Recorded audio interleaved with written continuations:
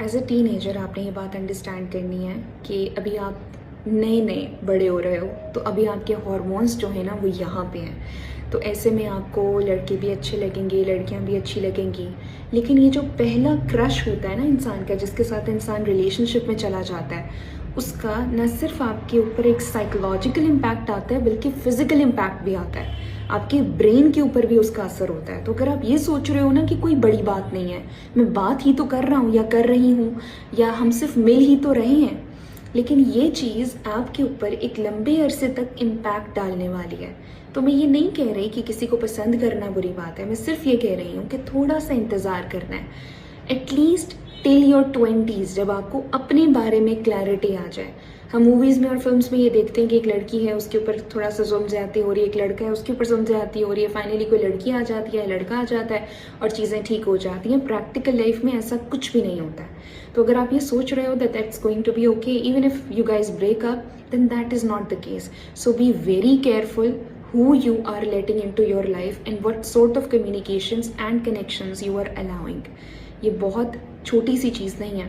आपके ब्रेन के ऊपर, आपकी पर्सनालिटी के ऊपर, आपके गोल्स के ऊपर, आपकी ज़िंदगी में आपने कितना आगे जाना है, आपकी क्वालिटी ऑफ लाइफ के ऊपर, इन सब चीज़ों पे बहुत असर होता है।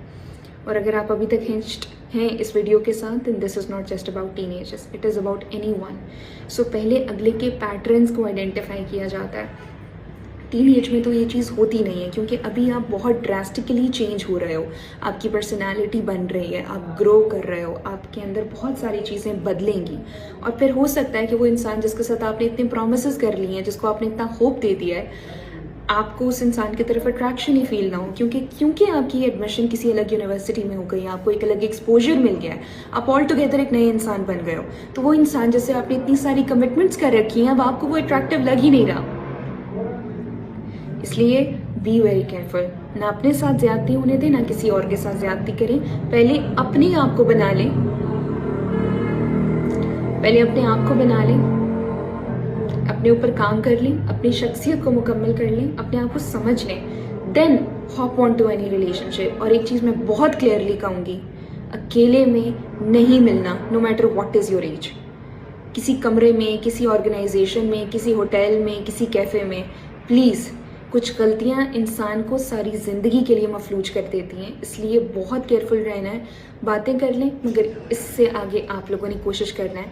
And be very very careful who you are going into relationship with. This is no longer a joke and was never a joke.